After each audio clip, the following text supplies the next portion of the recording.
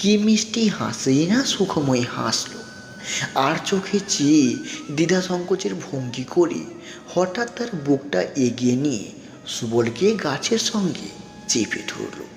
মুখটা একটু উঁচু করল। সুবলের মুখের কাছে কিন্তু পৌঁছল না। কাছে পিঠ দিয়ে সুবল তখন কাঠ হয়ে গেছে। সুখময়ী এতক্ষণে দুহাতে তার গলাও জড়িয়ে ধরেছে। সুবল যেন একটু নরম হয়ে আসছে। একটি হাত সুখময়ীর পিঠে আশ্রয় খুঁজে বেড়াচ্ছে। একটু বসে যাও না গো, বউটা মারা গেছে কবে, এতকাল বিয়ে করিনি তোমার জন্য। ঘাটের বেয়মছা পরিষ্কার সিমেন্টেও সূর্যমুখীর পিঠে রক্ত যেন লাল হয়ে গেল। সমস্ত ঘাট নয়, সুখময়ীর পিঠের নিচেকার অংশটুকু।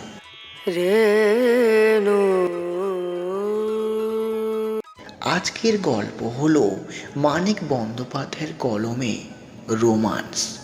চলো দেরি না করে শুরু করা যাক আজকের গল্প। কলসি কাঁখে পাতলা ছিপছিপে একটি বউ বেগুন ক্ষেতের পাশ দিয়ে বাড়ি ফিরছিল। কলসির ভারে একটু সে বাঁকাও হইয়া পড়িয়াছে। পিতলের প্রকাণ্ড কলসি মাজা ঘষা চকচকে। বউটির পরনে কাপড়খানি ভেজা, এখানে ওখানে গায়েও এঁটে আছে, লটপটও যেন করছে। গড়ন পাতলা হলেও স্বাস্থ্য তার খুব ভালো। গায়ে রীতিমতো জোর না থাকলে অত বড় কলসির ভারে কোমর তার মচকে যেতেও পারত। সূর্য তখন মাথার ঠিক ওপরে। রোদের তাপে পায়ে চলা সরু পথটির পাশে ঘাসে ঢাকা মাটি পর্যন্ত থিঁতে গেছে। ভিজে গামছা ভাঁজ করে বউটি মাথায় বসিয়াছে। বেগুন ক্ষেতের পরে ছোটোখাটো আম কাঁঠালের বাগান। বেগুন ক্ষেতের চারদিকটা যেন নির্জন। দিনে রাতে সবসময় কারো না কারো এখানে গাটা বেশ ছমছম করে। বেগুন ক্ষেতের মাঝখান দিয়ে পুরনো প্যাঙাশে আলকার উর্তি আর কোলবালিশের সরু খোলসের মতো প্যান্টালুন পরা একটি মাঝবয়সী লোক জোরে জোরে আম কাঁঠালের বাগানের দিকে চলছিল। বারবার সে বউটির দিকে যেন চেয়ে চেয়ে দেখছি। দাঁড়ি গোপ চাচা এবং কানে ডগা পর্যন্ত জুলপি তোলা, আর লম্বা ফরসাটে চোখ মুখ বেশ বড় বড়, যদিও ছোট হলেই মানাতো খুব বেশি। বাগানের একটা কাঁঠাল গাছের নিচে সে বউটির পদ আটকাল। পাশ কাটিয়ে যাবার অবশ্য অনেক পথ চারিদিকে ছিল। বউটি নিজেই সরে তার সামনে আসায় এগোবার আর পথ পাইল না। ও মা, সুবল বাবু যে, পেন নাম। এ তোমার কেমন ব্যবহার সুখময়ী? তোমারই বা কেমন ব্যবহার সুবল বাবু, দিন দুপুরে নাগাল ধরা। দুহাতে কানা ধরে কলসিটা নামিয়ে রাখলো। যে কাকে কলসি ছিল তার উল্টো দিকে বেঁকে বেঁকে সোজা করে নিল কোমরটা।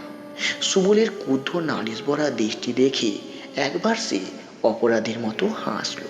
অবহেলার সঙ্গে কাঁধে ফেলা ভিজে আঁচলটি নামিয়ে ধীরে ধীরে ভাঁজ খুলে আবার ভালো করে গায়ে জড়ালো। গোড়ায় তো ডরিয়ে লোম, কোন মুখ পোড়া উকি মারছে কে গা। শেষে দেখি মোদির সুবল বাবু। নিশ্চিন্ত হয়ে তখন একটু সাঁতার কেটে চান করলাম। ফিক করে হেসে লজ্জায় মুখ নামিয়ে মৃদুস্বরে পড়ল, তোমার জন্য গো, তোমার জন্য। সত্যি তোমার জন্য কাল আমাকে ফিরে যেতে হলো। সুবল কুদ্ধ কণ্ঠে বলল, কাল তো প্রথম নয়, ফিরে তো যাচ্ছি। কাল তুমি এলে না কেন গো? রাত দুপুরে এই সিরিজ তলায় মশার কত কামড় আমি খেলাম। মা মনসা না করুক, দুহাত জড়ো করে সুবল কপালে ঠেকালো, সাপের কামড়েই আমি কোনোদিন মরবো, তুমি দেখে নিও সুখময়ী। সুখময়ী আফসোসের আওয়াজ করলো একটু। বলাই ষাট, কিন্তু কি করি, তেনা যে ঘরে ফিরে এলো। একবার তো জানান দিয়ে যেতে পারতে। সবাই ঘুমোলে পরে ঘুরকুটি অন্ধকারে একটা মানুষ হাঁ করে। ঘুমিয়ে পড়লাম যে, ওনার সাথে ঝগড়া করে কেঁদে কেঁদে ঘুমিয়ে পড়লাম। ঝগড়া হলো? বেশ বেশ, তা কি ঝগড়া হলো? স্বামীর সাথে মেয়ে মানুষের আবার কি ঝগড়া? ওই শাড়ি গয়না নিয়ে। সুবল উত্তেজিত হয়ে বলল, তুমি শাড়ি গয়না চাও? ইস, ফতুর হয়ে যাবে। ছায়ার চাপে আলো লেগে সুখময়ীর পান খাওয়া দাঁতের ঘষা মাজা অংশগুলিতে ভোঁতা হয়ে চিকমিক খেতে লাগলো। ফতুর না হয় আমি হলাম, মোর তোরে ফতুর হইতে তুমি চাইছো 1000 বার, কিন্তু সাউরির স্বামী যখন শুধাবে, অ বউ, বউ শাড়ি গয়না কোথায় পেলি গা, কি তখন জবাব দেব আমি শুনি? বলবো নাকি কুড়িয়ে পেয়েছি গো, ঘাটের পথে কুড়িয়ে পেয়েছি? তার চেয়ে একটা কাজ করো না সুবল বাবু, শিরীষতলায় মশার কামড় আর তোমার খেয়ে কোনো কাজ নেই। শাড়ি গয়না পরে বেরোলে কেউ যে শুধোবে তাতেও মোর কোনো কাজ নেই। তুমি এমন কিছুই একটা করো না গো। সুবলের মুখখানি লম্বাটে হয়ে গেল। তা জানি, তোর শুধু শাড়ি গয়নাতে মন। না গো না, শাড়ি গয়না আমি চাইনি, আমার মনটা শুধু তোমার। তাই যদি হতো সুখময়ী, হতো মানে? তুমি ভাবো না, তুমি ভাবো গয়নার লোভে আমি তোমায় মন দিয়েছি? কত গয়না দেবে তুমি আমায়, কত মুরত তোমার। কলকাতায় নিয়ে সেজবাবু সোনায় মুড়ে আমাকে রানী রাখতে চেয়েছিল, আমি গিয়েছি? আমি চাইনি। আমি বলে দিয়েছি, যাকে আমি মন দিয়েছি চুলোয় যদি যাই আমি তার সঙ্গেই চুলোয় যাব। বিশ্বাস হয় না? বেশ, চলো না এক্ষুনি যাই। এক কাপড়ে এক্ষুনি গিয়ে গাড়ি ধরি 3টের, তুমিও ফকির আমিও ফকির। পাতার ফাঁক দিয়া সুবলের সর্বাঙ্গ কাঁচা মাখা আলো আঁকা হয়ে গেছে। ভিজে গামছা দিয়ে সুখময়ী তার মুখ আর ঘাড়ের ঘাম সযত্নে মুছিয়া দিল। কিন্তু সুবল খুশি হয়েছে বলে সুখময়ীর মনে হলো না। সুখময়ীর কাছ থেকে এরকম ছোটোখাটো আদর পাওয়ার বিশেষ কোনো দাম নেই, সব যেন পুরনো হইয়া গেছে। অমন যার মনে হয় সে একবার শিরীষতলায় আসে, কাল নিয়ে 4 বার ঠকালে আমায়। ও মা গো, ঠকালাম, আমি তোমায় ঠকালাম। ভেস্তে গেলে তা আমি কি করবো শুনি? হাত পা বাঁধা মেয়ে বউ আমি, ঘরের বউ, পরের দাসী। কি ক্ষমতা মোর আছে বলো যে আমি তোমায় ঠকাবো? তোমার জন্য মরণ হয়েছে আমার। কিছু ভালো লাগে না গো সুবল বাবু, একদণ্ড ঘরে মনটাও বসে না।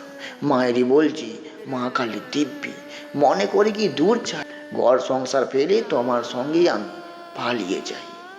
বড় একটা ফাঁক দিয়ে এক ঝলক রোদ সুখময়ীর মুখ ঘেঁষে মাটিতে ছুঁয়ে পড়ল।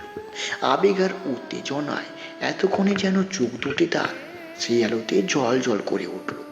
সুবল কোনো কথা বলল না, উসকুস করে এক পায়ে ভর করে দাঁড়ালো। দেশগা ছেড়ে দূর দেশে পালিয়ে যাই, দেশে কেউ মোদের চিনবে না, সব বালাই চুকিয়ে দুজনে ঘর কান্না করি। তা তো হয় না সুখময়ী, চারদিকে বড় নিন্দে হবে, আর যে ফেরা যাবে না। কে ফিরছে হেতা? জমি জায়গা সব বেচে দিয়ে আমায় নিয়ে পালাবে, মোদের ফিরবার বা কি দরকার? মুখ তৈরি করে 2টো পয়সা পাচ্ছি, এখানে গাছের ছায়াতে গুমোট গরম। সুবলের কপাল ঘেমে চোখে পড়তে চায়, আঙুল দিয়ে সে কপালের ঘাম মুছে ঝেড়ে ফেলতে থাকে। সুখময়ী ভিজে চেহারায়, তাই তার ঘামটা ঠিক টের পায় না। আগ্রহ উত্তেজনা ফুরিয়ে সে শান্ত হয়ে গেছে। ঝুঁকে কাপড় তুলে একবার হাঁটুর কাছে চুলকে নিল। কলসির কানা ধরে তুলতে গিয়ে সে আবার ঘুরে দাঁড়ালো। সুখময়ী রাগ হয়েছে। কলসি ছেড়ে পাক দিয়ে সোজা হয়ে মাথা তুলে দাঁড়ানোর ভঙ্গিটা তার ফুঁস করে অনা তুলে সাপড়ের কামড় দেওয়ার মতো। কি মিষ্টি হাসি সুখময়ী হাসলো, আর চোখে চেয়ে দ্বিধা সংকোচের ভঙ্গি করে হঠাৎ এগিয়ে করে তার বুকটা দিয়ে সুবলকে গাছের সঙ্গে চেপে ধরল, মুখটা উঁচু করল। সুবলের মুখের কাছে কিন্তু তার মুখটা পৌঁছল না। কাছে পিঠ দিয়ে সুবল তখন কাঠ হইয়া গেছে। মরছে তোমার মুখটারই বড় হলো, কত কষ্টে পসার করেছি, 2টো পয়সাও পাচ্ছি। সুখময়ী এতক্ষণে 2 হাতে তার গলাও জড়িয়াছে। সুবল যেন নরম হইয়া আসছে। একটি হাত সুখময়ীর পিঠে আশ্রয় খুঁজে বেড়াচ্ছে। ঘর বাড়ি জমি জায়গা বেচে ঢের টাকা পাবে, ব্যবসা করে তুমি রাজা হবে, রানীর মতো আমি খাটে শুয়ে হাই তুলব, আর চাকরানি মাগিগুলোকে হুকুম করব, চানের ঘরে তুমি আমার চাঁদ দেখবে। সত্যি বলছি, দেখাবো দিব্যি গিলাচ্ছি। আচ্ছা, তাই যাব সুখময়ী, সব বেচে দিয়ে তোমায় নিয়ে বিদেশে যাব, কিন্তু সে তো আর 2-4 দিনে নয়। মুখতারই জানো বটে তুমি সুবল বাবু, দাঁড়াও আমি কলসিটা একটু রেখে আসি। কাকে কলসি তুলতে গিয়ে সুখময়ী আজবোধ হয়ে একটু প্রথমে টলে পড়ে গেল। কলসির জল মাটি সব শুষে নিল, আর তার ভিজে কাপড় কুড়িয়ে নিল লাল মাটির ধুলো। অদৃষ্টে কত আছে বলে মাটির থেকে উঠে দাঁড়িয়ে ভোঁতা গলায় সে বলল, দাঁড়াও বাবু, একটু সাবুন আনি, নইলে মেয়েটির রং উঠবার নয়, ফের আমাকে নাইতে হবে। বাড়ির অঙ্গন শূন্য, ঘরে বাইরে কেউ নেই, বাইরে কেউ কোথাও নেই। এই সময় সুখময়ী বেড়ে বেঁধে খাইয়েছে সবাইকে। রসুই ঘরের দাওয়ায় একতারা মাজা বাসন, ঘাটে গিয়ে বাসন মেজে এনে তবে তার কলসি নিয়ে নাইতে যাবার ছুটি হয়। কলসি ভরে জলটি আনা যায়। পুবের ঘরে নটবর হুঁকো টানছে, কথা বলছে পাড়ার কানাই ধরের সঙ্গে। শাশুড়ি শুয়েছে নটবরের বৌমার সঙ্গে, তার সঙ্গে পরামর্শ করছে আগামী বিয়ে জ্যৈষ্ঠ মাসের 7 তারিখ, আসতে বেশি সময় নেই। বাড়ির কুকুরটা উঠে এসে লেজ নেড়ে অভ্যর্থনা জানাতেই সুখময়ী তাকে একটা লাথি কষিয়ে দিল। আর সেই অবোধ প্রাণীর কেউ কেউ আর্তনাদ শেষ হবার আগেই রসোই ঘরের দাওয়ায় বাসনের গাদায় আছড়ে পড়ল সুখময়ী। নিজের আর্তনাদ একটু চাপা, একটু অস্বাভাবিক সুর, ভয় যেন তার গা কাঁপছিল। সবাই ছুটে এলো, একসঙ্গে শুধোতে লাগলো, কি হয়েছে বউ, কি হয়েছে? বউকে জড়িয়ে ধরে নটবরের মা জুড়ে দিল কান্না। কুকুরে তখন কেউ কেউ করে মরছে। সুখময়ীর বুকের মধ্যে ঢিপ ঢিপ করছিল। কি থেকে কি হবে ভগবানই জানেন। এই তার শেষ লড়াই। সুখময়ী কেঁপে কেঁপে বলল, বড় ভয় পেয়েছি মা, বুকটা এখনো আমার ধড়াস ধড়াস করছে। কত বলি, একলা ঘাটে যেতে আমার ভয় লাগে, কেউ তো যাবে না আমার সাথে, নইল এই মুখ পড়া সুবল ডাক্তার। শুনে সবাই একসাথে চুপ মেরে গেল।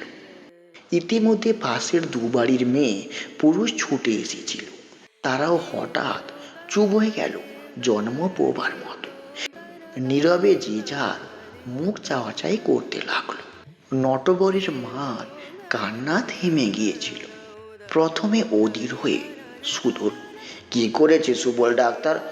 বউ, বল না কি করেছে সুবল ডাক্তার? বেগুন বাগানে একলা টিপে হাত আমার চেপে ধরছিল গো, কলসি পেলে ছুটে এসেছি, ছুটতে ছুটতে আমি আছাড় খেয়েছি, কপারেই দেখো দেখো না। হাতের তালু আর কাপড়ে রক্তমাটি ও রক্তের দাগ সে দেখিয়ে দিল।